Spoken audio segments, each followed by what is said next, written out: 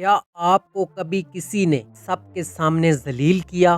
ایسا لگتا ہے جیسے دل پر ہتھوڑا مارا ہونا، لیکن آج آپ نے یہ 5 باتیں سیکھ لی، کوئی آپ کی بے عزتی نہیں کر پائے گا۔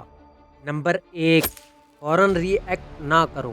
خاموشی سب سے طاقتور جواب ہوتا ہے۔ یہاں میں آپ کو چھوٹا سا قصہ سناتا ہوں۔ عادل سے کلاس میں ایک لڑکے نے اونچی آواز میں کہا، تم ایک فیک انسان ہو۔ سب ہنسے مگر عادل خاموش بیٹھا رہا۔ 2 دن بعد وہی لڑکا اس سے نوٹس مانگنے آیا تو عادل نے مسکرا کر دے دیے۔ تب اسے احساس ہوا اصل جیت لڑائی میں نہیں ضبط میں ہوتی ہے۔ نمبر 2، ان کی بات کو دہرا دو لیکن طنز کے بغیر، انہیں خود ہی شرمندگی ہوگی۔ یہاں میں آپ کو چھوٹا سا قصہ سناتا ہوں۔ فیضان کا کولیگ بولا، تم جیسے بندے سے کچھ نہیں ہوگا۔ فیضان نے نظریں ملا کر کہا، میری طرح کے بندے سے کچھ نہیں ہوگا، اور اگلے ہفتے وہی فیضان پروموشن لے گیا۔ اب وہ کولیگ خود اسے سر کہتا ہے۔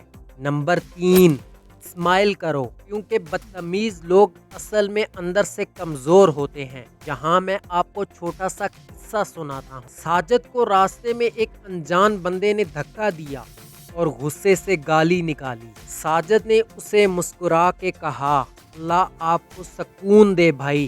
وہ بندہ ایک لمحے کو رک گیا اور نظریں جھکا لی۔ بعض اوقات مسکراہٹ گالی سے زیادہ طاقتور ہوتی ہے۔ نمبر 4، خاموشی سے وہاں سے چلے جاؤ کیونکہ ہر لڑائی لڑنے کے قابل نہیں ہوتی۔ یہاں میں آپ کو چھوٹا سا قصہ سناتا ہوں۔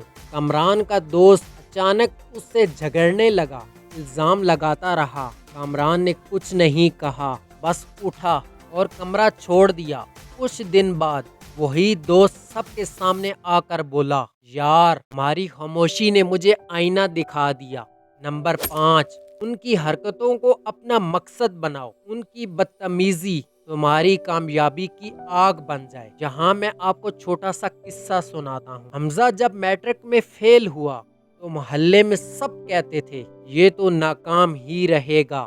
حمزہ نے ایک لفظ بھی نہیں کہا، بس راتوں کو جاگ جاگ کر محنت۔ 4 سال بعد وہ اپنے چھوٹے سے آفس میں ایک سٹارٹ اپ کا CEO بن چکا تھا، اور وہی لوگ اب اس کی کامیابی کی مثالیں دیتے ہیں۔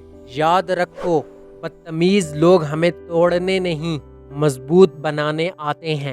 اگر آپ کو یہ ویڈیو پسند آئی تو ابھی لائک کرو، تو اسے سیو کرو تاکہ اگلی بار جواب دینے کی بجائے سمجھداری سے نپٹا سکو۔